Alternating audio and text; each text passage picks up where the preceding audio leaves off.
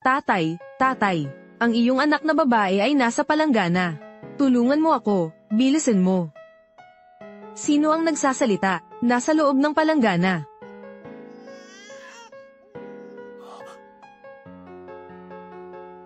Ano ang hawak mo? Mahal na hari, ito ay marumi. Habang ang reyna ay nagsisilang, pupunta ako para itapon ito. Hindi ka ba nasusuklem? Bilisan mo nga. Tatay, ganito na lang ba ang tingin mo sa akin? Sandali lang. Halika rito, halika rito, halika rito. Naririnig niyo ba? May nakikipag-usap. Mahal na hari, wala po ako. Tatay, ako po ang anak mong babae. Nasa loob ako ng palanggana. Nahihirapan na akong huminga, malapit na akong mamatay.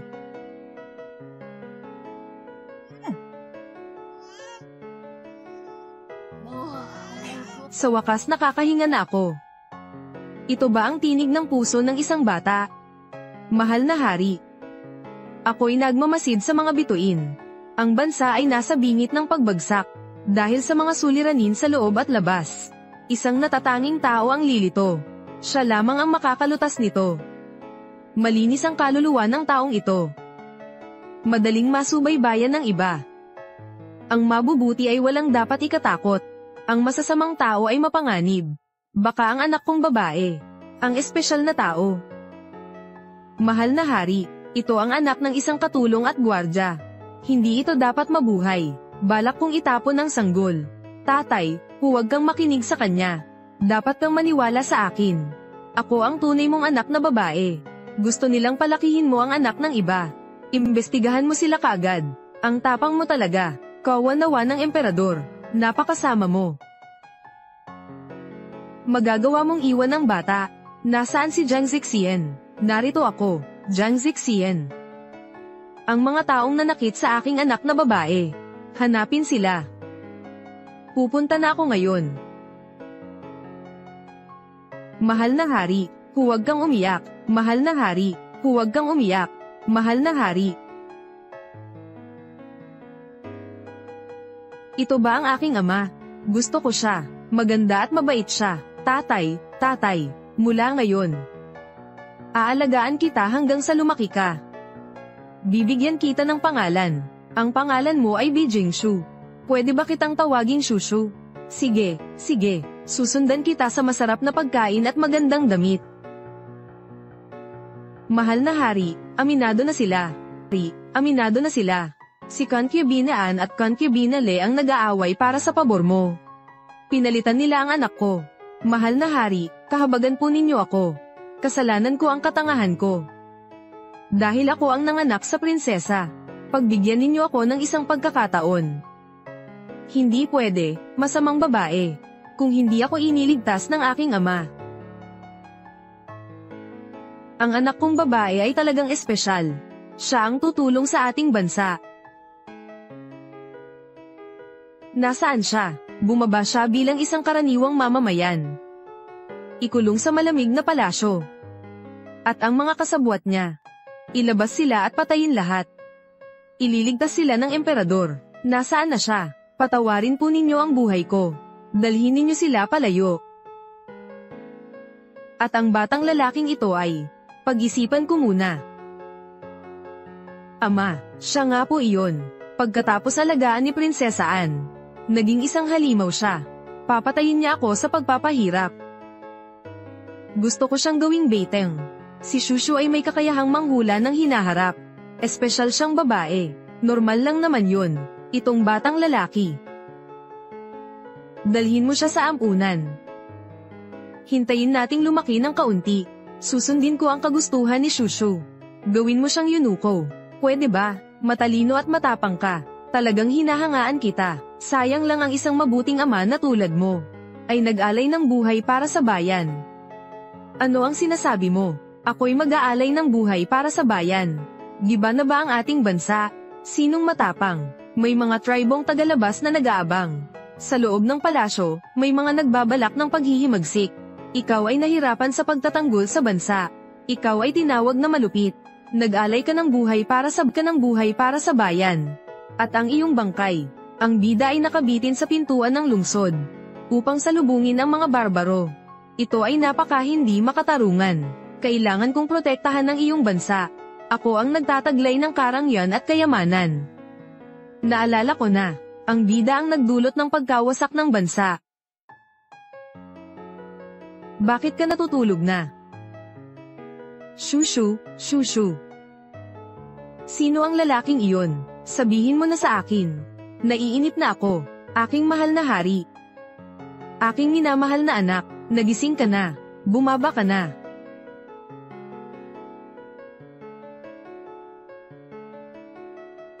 Mahal kong anak na babae, busog ka na, uminom ka na rin ng sapat.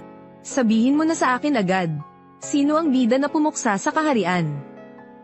Ang inyong kamahalan. Nanganak na ang consort. Isang prinsipe ang ipinanganak, ligtas ang ina at anak. Ang galing talaga. Dalhin mo ako agad para makita. Tatay, gusto mo bang alagaan ang anak ng iba? Mahal na hari, tandang-tanda ko, buntis si Concubine Lee. Inaasam mo ang anak na ito, upang ihanda ang isang kahalili. Ngunit ang resulta ay napakasakit. Umupo sa trono, inagaw niya ang lahat sa iyo. Paano nangyari ito? Siya ba ang bida na sumire sa ating bansa? Ay, tatay, naawa ako sa iyo. Si Fi ay pinalitan ng prinsipe. Hindi iyan ang iyong tunay na anak. Ang anak na ipinanganak ni Li ay hindi rin ang tunay na tagapagmana. Pinatay pa niya ang iyong asawa. Lahat sa harem ay taksil sa iyo. Buti na lang nailigtas kita. Ang kapatid mong lalaki ay nakipagsabuatan sa mga dayuhan. Sa wakas ay bumagsak ang kaharian. Hindi na ito masasagip. Ay nako, isa lang akong prinsesa. Bakit ako nagdurusa ng ganito? Mahal na hari.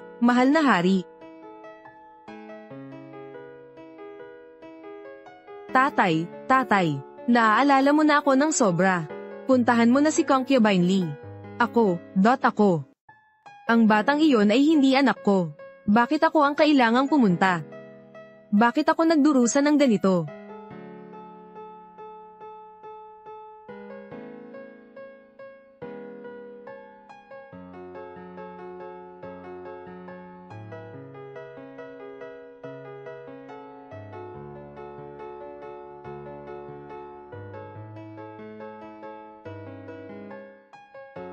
Lahat ng ito ay ginawa ko para sa bansang ito.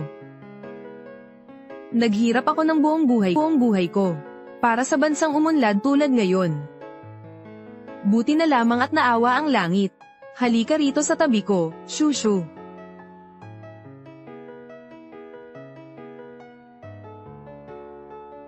Ang harem na ito ay hindi na mapayapa.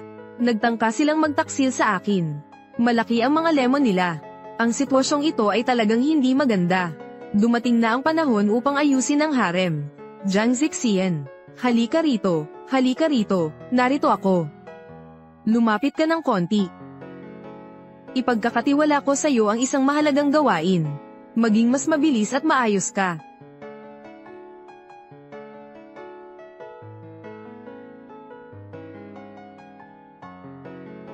Ilang araw na ang nakalipas. Hindi na ako dinalaw ng hari. Araw-araw ay yakap-yakap ang babaeng iyon. Nakakaawa. Hirap na hirap ako para manganak ng lalaki. Ano ang makukuha ko sa huli? Nalaman na ba ng mahal na hari? Mahal na Reyna, mag-ingat kayo sa labas. Ang bata ay anak ng mahal na hari. Siya ang magiging tagapagmana sa hinaharap. Ikaw ang pinuno ng ating bansa. Tama. Ngunit isa lamang prinsesa. Walang saysay. Hindi lang talaga maganda. Siya ang paborito. Hindi yan magandang paraan.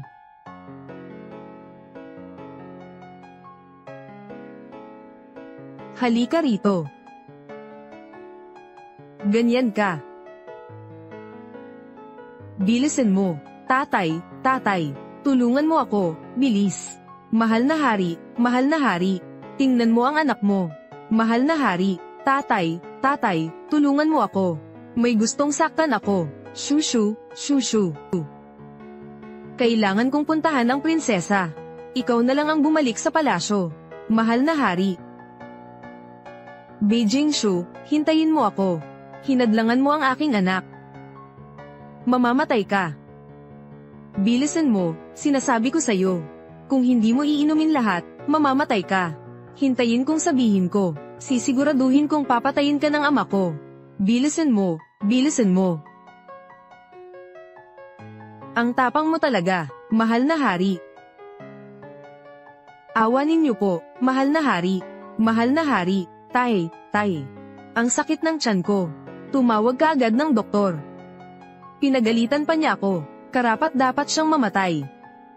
Pinagalitan ka rin ba niya? Ilabas siya at pugutan ng ulo. Kawanin niyo po ako, mahal na hari. Mahal na hari, mahal na hari, mahal na hari, ako po'y nagkakamali na. Ang mahal na hari, ligtas po ang prinsesa. Nagbilin si Concubine Li, dahil masama ang kapalaran ng prinsesa. Nang ahas siyang harangan ng prinsipe. Ano ang sinasabi mo? Masakit na ang tiyan ko. Nagsisinungaling ka, pinagtritripan mo ako dahil hindi ako marunong magsalita. Ganyan umiyak ang prinsesa. Hinayaan mo akong lokohin. Mahal na hari, normal lang sa bata ang umiyak. Mga walang kwenta, mga walang kwenta. Sa lahat ng mga manggagamot, si Shen ang pinakamahusay na manggagamot. Maaari niyang gamutin ang salot. Naging impostor ka pala. Ano ang nangyayari? Nasaan si Tai Ishen? Narito ako. Ikaw ang magsuri sa prinsesa. Mahal na hari, isa lang siyang tagalinis. Paano mo masisilip ang prinsesa? Ako ang punong doktor. Ang galing ko ang pinakamahusay. Inaapi mo siya dahil bata pa. Hanggang sa ako na ang magsabi. Masakit ang tiyan ko, masakit ang tiyan ko. Anong mahusay? Susuwayin mo ba ako? Halika rito, halika rito. Mabilis mong suriin. Kung magagamot mo siya, bibigyan kita ng gantimpala.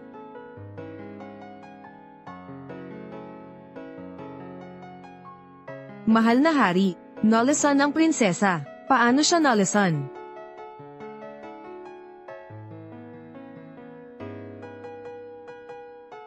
Mahal na hari, ligtas na ang prinsesa. May lason pala ang gatas na ito. Kapag matagal na ininom, mamamatay ang bata.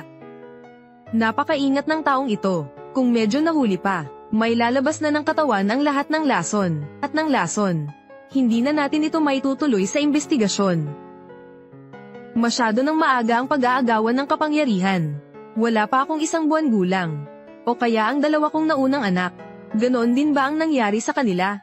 May manggahas bang maglason sa prinsesa? Hindi makakaiwas ang direktor.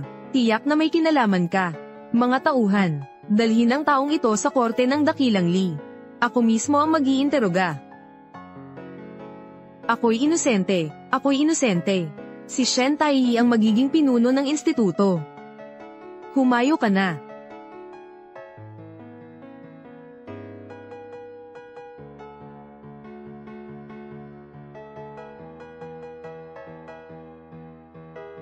Consorteng Li.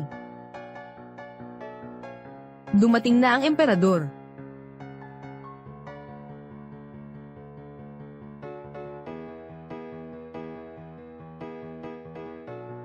Dumating na ba ang emperador?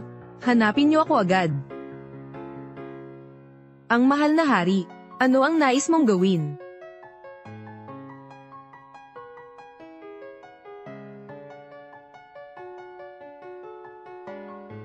Mahal na hari, natagpuan na po namin.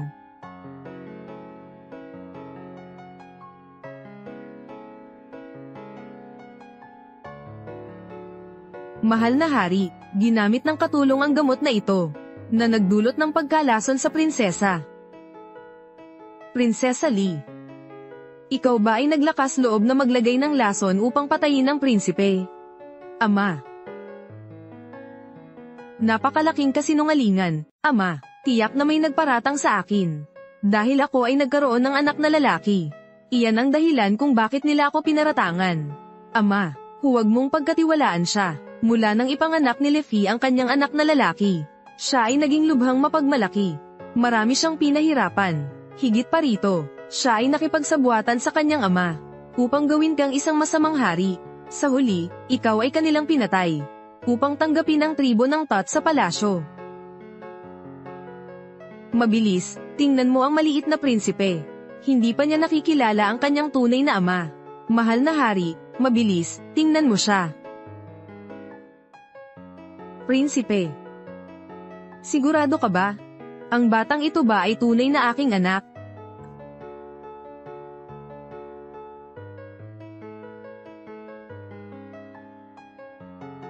Mahal na hari. Alam mo na ba ang katotohanan? Prinsesa Lee. Mahal na mahal kita talaga. Prinsesa Lee, ang iyong katawan ay nadungisan, wala ka bang hiya? Nakakaapekto sa pamilyang imperial. Mahal na hari, mahal na hari. Ilabas siya, kunin ang kanyang ulo. Mahal na hari, pakiusap po, kahabagan ninyo ako. Hindi, ako po ay napagbintangan, mahal na hari. Pakiusap po, patawarin ninyo ako. Tatay, gusto kong makita ang bida, gusto ko siyang makita. Ang bida bang sinasabi mo ay iyang bata? Ang batang ito ay apo ng pamilyang Viet. Nako, ang cute naman. Gusto ko siyang hagurin. Ang bida paglaki niya, magiging isang gwapo siyang lalaki. At magiging isang henyo sa martial arts. Halika, hayaan mo akong halikan siya. Shushu, huwag kang masyadong owa. Kung siya nga ay isang henyo sa martial arts. Kung gayon, ipadala ang batang ito sa lihim na grupo ng mga tagapagbantay. Sa hinaharap, siya ang magiging lihim na tagapagbantay ng prinsesa. Opo.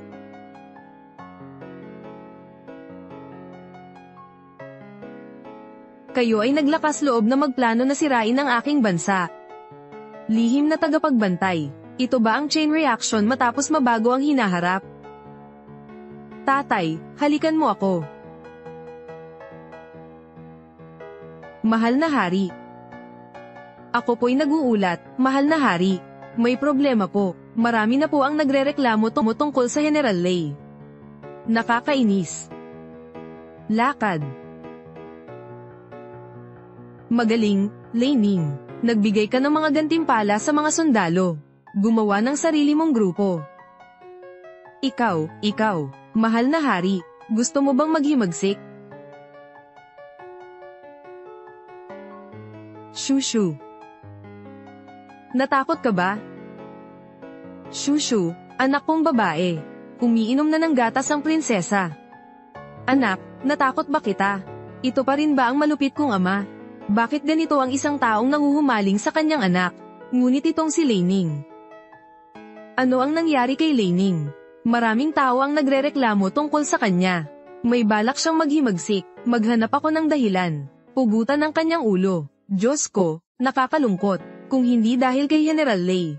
Malapit nang matapos ang aking masasayang araw. Tayang araw. Talaga nga, tawagin si Lei Ning dito. Kamusta, inyong kamahalan? Ang salbaheng ito, Lei Ning. Ito ang liham na nag-aakusa sa iyo. Tingnan mo ito.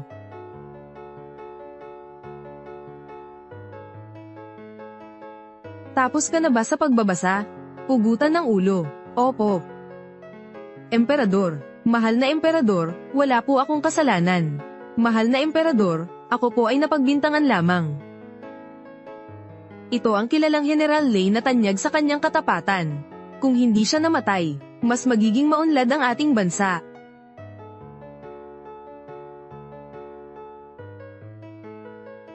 Mahal na hari. Tumigil ka.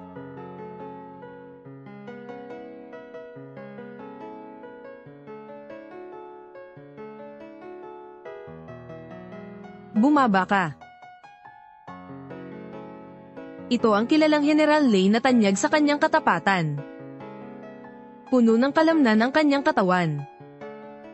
Ganap na katapatan. Tumayo ka. Ayos lang. Kawawa naman si General Lee. Mahal na hari, bakit may tinig ng bata? Baka ang munting prinsesa. Si General Lee ay dahil sa pagdududa ng emperador. Kaya namatay sa pagbugbog. Namatay ba ako sa pagbugbog? Mahal na hari, kahabagan ninyo ako, mahal na hari. Tumayo ka, tumayo ka. Ano ba ang ginagawa mo? Hindi kita papatayin. Wala namang problema. Hindi ka ba natatakot? Huwag kang umiyak, huwag kang matakot. Tapos na. Ang gulong ng kapalaran ay nagsimula ng umikot. Hindi maaaring mamatay si General Lei. Siya ang pinakatapat na general ng aking ama. At siya rin ang pinakamahusay na general. Sayang, masyado pa akong bata. Ang maliit mong bibig, matuto kang magsalita ng mabilis. Emperador, hindi ka ba nagalit kanina? Talagang naririnig ko ang mga iniisip ng prinsesa. At tila, hindi ito naririnig ng iba. Emperador. Sinasabi sa sulat na ito na magtatag ng sariling grupo. Nagbigay ako ng gantimpala sa mga kawal. Talagang ako ang gumawa nito. Ngunit iyon ay angkop lamang. Ako ay gumawa lamang ng ilan sa mga iyon. Hindi ko inasahan na. Nagkamali ako. Mahal na hari, ako ay lubos na tapat. Talagang isang tapat na tao. Siya ay ginawang sakripisyo ng ibang tao. Ang kasong iyon ang dahilan kung bakit siya ay pinatay ng aking ama. Ang pamilya ay naapektuhan. Ang kanyang asawa at mga anak, sumuko kay Haring Lu. Pumailang lang na parang saranggola sa hangin. Ang iyong panganay na anak na babae, Lei Nian. Siya ang naghiganti para sa iyo. Sa wakas, nawala na ang bansang Vietnam. Talagang nakakalungkot. Hari ng Lu, siya ang aking kapatid na lalaki. Sumuko ba ang aking anak na babae? Siya ay 10 taong gulang pa lamang.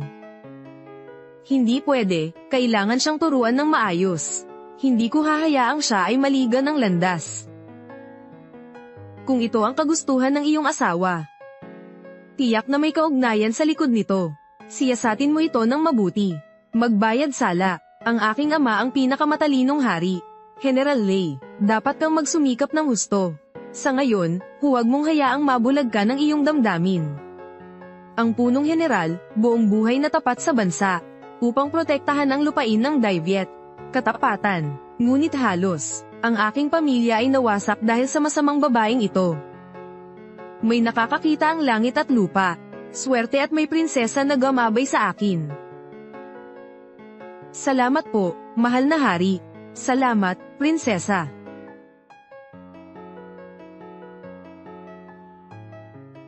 Narinig mo ba? Bumaba ka.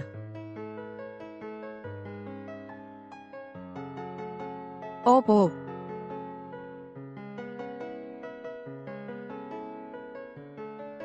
Mahal na hari, si Top Fee ay humihingi ng pakikipagkita. Sabihin mo sa kanyang maghintay sa aking silid. Opo, mahal na hari, ang ilong ko ay masyadong maliit pa. Nakakainis talaga. May tao ba dyan? Sino ba ang ganoon katanga? Hinayaan niyang magalit ang kapatid ko. Ang prinsipe ay hindi basta-basta pwedeng pumasok sa harem. Ano ang ginagawa mo rito? May NHI. Namimiss ko talaga siya. Isang araw na hindi ko siya nakita. Nababaliw na ako sa pag-iisip sa kanya. Naaalala mo ba ako? Ang emperador ay nagkaroon ng isang maliit na prinsesa. Araw-araw ay daladala niya ito. Hindi na siya pumupunta sa aking silid. Gusto mo bang magkaanak? Magkakaroon tayo ng maraming anak sa hinaharap. Paano kung magkaroon ng anak ang emperador? Kaya nating palakihin sila. Iyon ang tunay na kakayahan. Huwag kang mag-alala. Nakahanap ako ng isang napakagaling na maestro. Ang gamot na ito, maaaring magdulot ng pagtaas ng kapangyarihan. Ngunit sa totoo lang, unti-unting kukunin nito ang buhay. Kapag ako'y umupo sa trono, tiyak kong, ibibigay ko sa iyo ang posisyon ng reyna. Seryoso ka ba? Siyempre, totoo yan. Ang lahat ng sinabi ni Shushu ay totoo. Kapatid, palagi kong inisip na, ikaw ay isang mabuting bata. Hindi ko inaasahan, na mayroon kang masamang kalooban. Kung gusto mong agawin ang trono. Narito ako, hindi ko kayang pigilan kang umalis. Mabuhay, mabuhay, mabuhay ng matagal ang emperador. Mabuhay, mabuhay, mabuhay ng matagal ang prinsesa. Tumayo kayo at pumunta sa inyong mga upuan.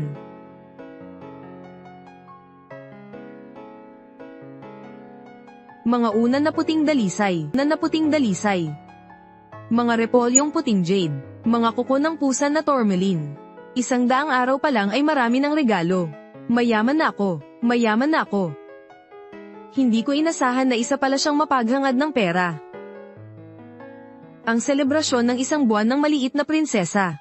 Ang hari ay nagbigay ng pangkalahatang amnestiya. At nagdaos ng isang marangyang salo-salo. Mahal na mahal ng hari ang prinsesa. Kuya, hulaan mo kung ano ang dala ko para sa iyo. Ano ang mabuti? Dumating na. Tiyak na si Haring Lo ay darating upang mag-alay ng gamot.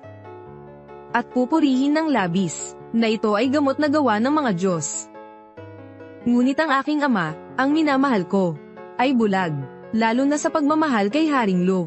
Ang resulta, ang katawan ay humina dahil sa gamot na ito. Bastos na bata ka, ang tatay mo ay hindi tanga. Pwede ba itong gamitin ng basta-basta? Nakita kong nahihirapan kang alagaan ng bata. Kaya nakahanap ako ng isang magaling na doktor. Gumawa ng isang mahiwagang gamot. Pagkatapos inumin, ang katawan ay magiging malakas. Puno ng buhay. Espesyal kong inihanda ang tabletang ito. Iniaalay ko ito sa iyo. Ang tabletang galing kay Master Lin Hu. 1 tableta lamang at magiging immortal ka. Ang emperador ay anak ng dragon. Kung mayroon ka ng tabletang ito, tiyak na magiging immortal ka. Protektahan ang kapayapaan ng bansa. Ang taong immortal ba? Bilisan mo. Dalhin mo rito.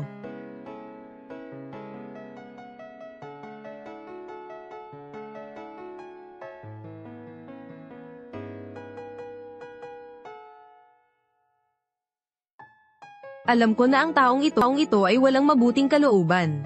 Ang gamot na ito ay mas pula pa sa pisngi na sinampal. Tiyak na may lason ito. Sinabar at mabibigat na metal.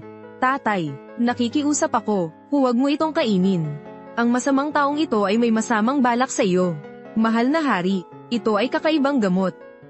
Mas mabuti kung mag-ingat ka. Ano ang sinasabi mo? Nagdududa ka ba sa prinsipe? Ang bansa ay mayroong si Prinsipe L. Iyon ay swerte ng emperador. Gusto mo ba ng swerteng ito? Tay, ilabas siya. Paluhurin siya ng 10 minuto. Shushu, mas masama ka pa sa akin. Nahirapan na ang kapatid ko. Pakiusap, gamitin ninyo, mahal na hari, ang banal na gamot. Upang maging immortal. Upang protektahan ang bansang Daiviet.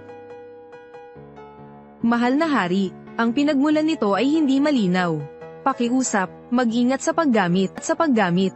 Ano ang nangyayari? Nagdududa ka. Gusto ko bang saktan ang kapatid ko? Hindi ko kaya. Kung gayon, tumahimik ka na.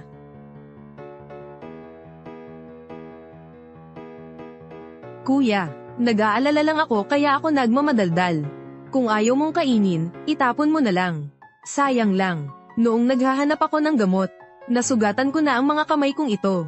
Ang nakakainis na ahas na ito. Gumagamit ng moralidad para magkunwari. Tay, ikaw ang hari, hindi mo kailangan ng moralidad. Huwag mong pakinggan ang kanyang kalokohan. Shushu, aking anak, kapag pinatay, wala na ito.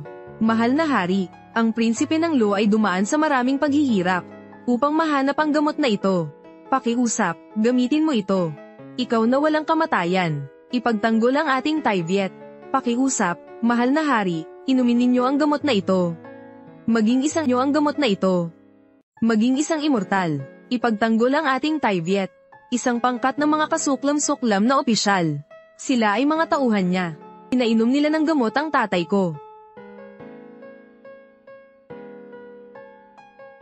Taong walang kamatayan. Iyon ang bagay na laging pinapangarap ng mga emperador. Hindi ko inaasahan na matutulungan ako ng aking kapatid.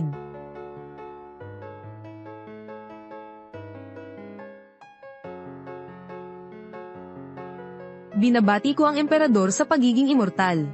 Tapos na. Maaari kayang talagang tadhana na hindi maiiwasan ng emperador. Dahil ang emperador ay naging immortal na. Kung gayon, maaari ba akong humingi ng isang gantimpala? Siyempre pwede, kuya. Kung gayon, ang bansang Taiviet, ibigay mo na sa akin. Nasaan ang mga sundalo?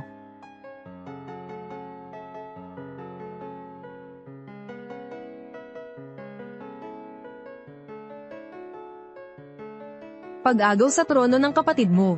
Nakakadiri ito. Hindi ko ito sasang-ayunan.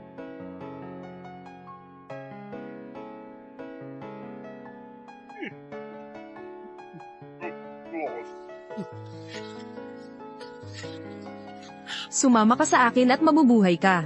Tumanggi ka at mamamatay ka. Sino pa ang maglalakas loob tumanggi sa akin? Ikaw, lumapit ka rito. Tutulungan kitang sumama sa emperador. Sumasang-ayon akong sumunod sa utos ng hari. Kayong lahat.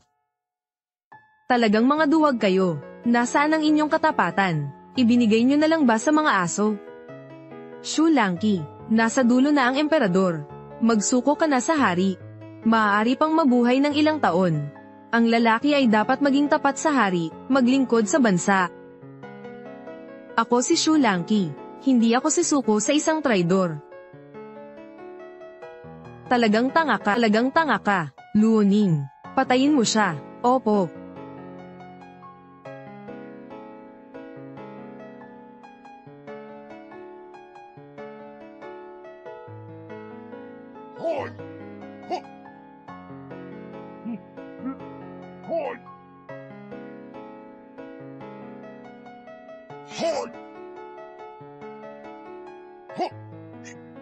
Gusto mo bang maghimagsik? Sumusunod lang ako sa utos ng emperador.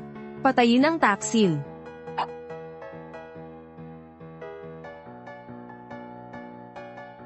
Hawak ko ang simbolo ng kapangyarihan ng emperador.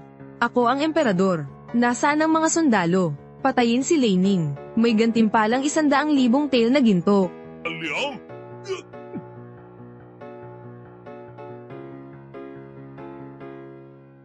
Lei Ning. Ang mga tauhan ko ay nasa labas. Sasabihin ko sa iyo, lahat ng tauhan mo ay pinatay ko na. Walang natira, malinaw pa ang isip ko. Itama mo ang iyong pamilya. Lumabas ka sa dilim. Akala mo ba talagang sasama ako sa paghihimagsik mo? Swerte at nariyan ang munting prinsesa. Kung hindi, naglaho na sana ang angkan ko. Swerte at may biyaya ang Panginoon. Hindi. Swerte at naalala ko ng munting prinsesa.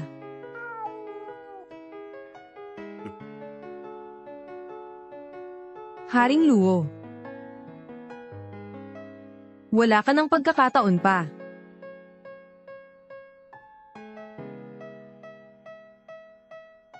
Oo, natuklasan na ng tatay ko ang paraan para mabuhay. Kanina, ikaw ang sumulat ng gintong sulat na ito. Nagpapanggap ka lang ba? Ito ang aking inihanda. Upang mahuli ang lahat ng mga taksil. Ang talino talaga ng tatay ko. Mabuti.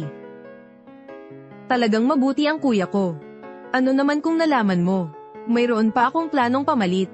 Sinasabi ko sa'yo, isa lang siyang maliit na general. Akala mo kailangan ko siya? Sasabihin ko sa'yo ang totoo. Ako at si Concubine Shu. Matagal na tayong nagtutulungan. Ikaw. Dalhin mo si Prinsesa Thok dito.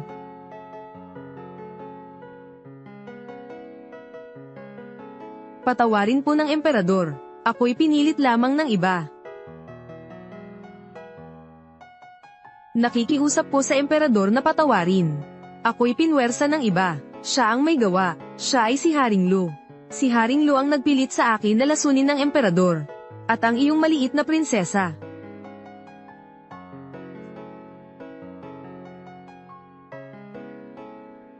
Ito ay isang napaka-misteryosong lason. Basta't gamitin mo ito. at ilagay sa pagkain ng emperador. Gagamitin ko ang tabletang ito upang buhayin ang bisa ng lason nito. Ang mahal na hari, tiyak na mamamatay siya. Ngunit, ang palasyo ay binabantayan ng mga kawal. Hindi makakapasok ang iyong mga sundalo. Paano naman ang hukbong iyon? Sumama na sa akin si General Lee. At bukod pa, mayroon akong planong pamalit. Kailangan mo lang bantayan ang grupo ng mga mahal na consort. Ang aking ama at mga pinsan ay magdadala ng mga kawal para sumalakay.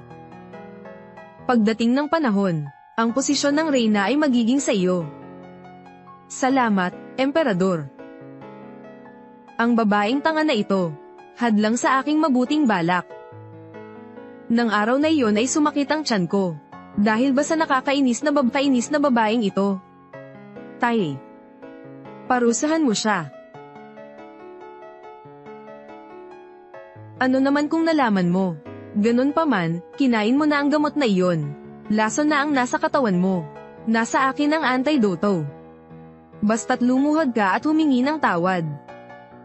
Patawarin kita. Masama na ang lagay. Nalasan ang tatay. Kaunti na lang ang oras niya. Nasaan ang doktor? Tiyak na may paraan ng doktor para iligtas siya.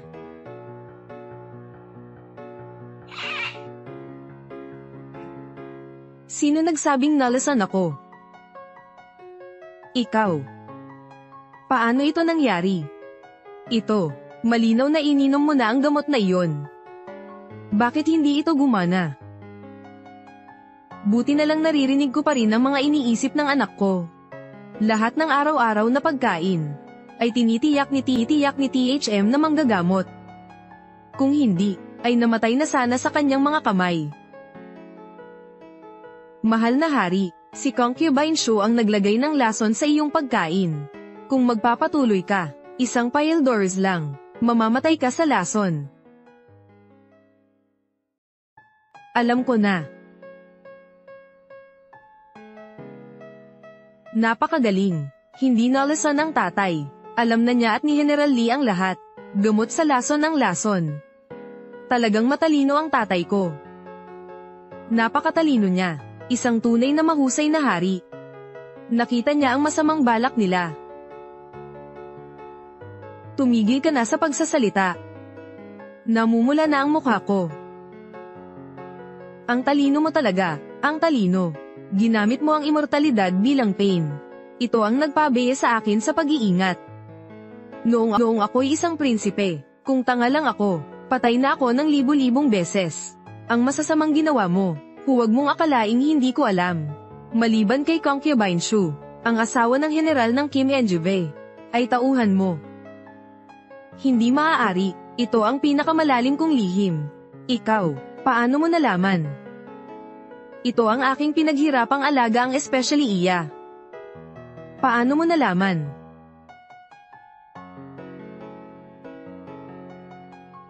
Ang munting prinsesa iyon. Naku hindi, dahil sa tusong emperador. Nakita niya ang masamang balak mo. Alam na niyang isa kang taksil. Lahat ay dahil kay Shushu. Kung wala siya.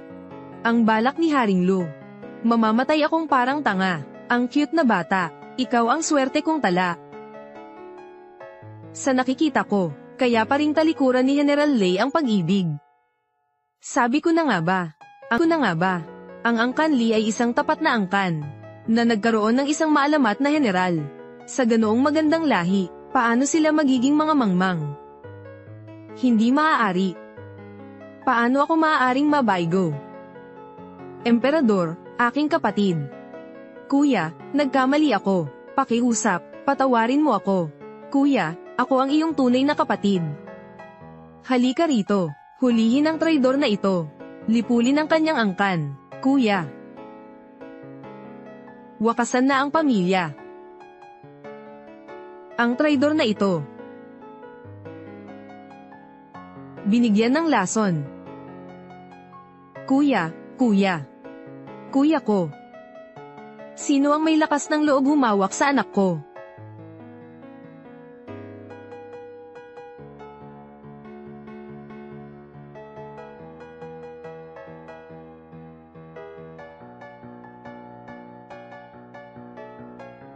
Inay, inay. Nakikiusap ako, tulungan mo ako. Ang kuya ko, gusto niya akong patayin. Napakalambing sa akin ng matandang ito. Ito na lang ang tanging pagkakataon para mabuhay. Sino ang nagpakaba sa aking anak ng ganito? Emperador. Kayo at si Eikay ay magkadugo. Paano niyo mapapatay ang sarili ninyong kapatid? Inang Reyna. Iyan ay isang matigas ang ulo na matanda. Alam naman ng buong mundo ito. Ang lola kong ito, kilalang kilala sa pagiging paborito. Walang kondisyong pinapaboran si Luwang. Pero wala siyang pakialam sa tatay ko. Ang hirap ng buhay ng tatay ko. Maaga pa lang ay nagsara na ang puso niya. Sino ang may lakas ng loob na galitin si Luwang kahit kailan? Kailangan mong tapakan ng bangkay ko para makadaan. Mahal na hari. Haring Lu, pakakawalan mo ba siya? Alam ko namang mangyayari ito. Talagang nakakainis. Kung magtatangi ka, huwag naman ganon ka halata, pwede ba? Dahil sa taksil na ito, muntik nang mamatay ang aking ama. Nanay, kahit si Shushu alam na may paborito ka. Ako. Hindi ko man lang naramdaman ang pagmamahal mo. Huwag kang malungkot, tatay. Sa susunod, ako na ang aalaga sa'yo.